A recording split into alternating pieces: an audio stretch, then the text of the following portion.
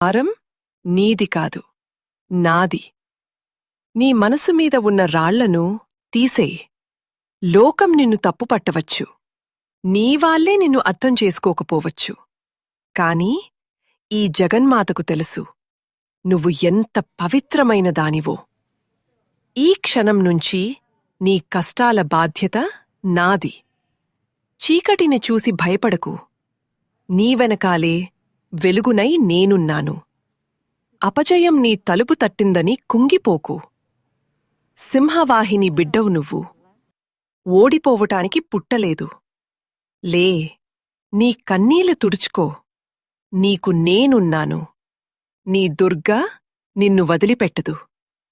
ప్రశాంతంగా ఉండు, ఇక అంతా శుభమే జరుగుతుంది.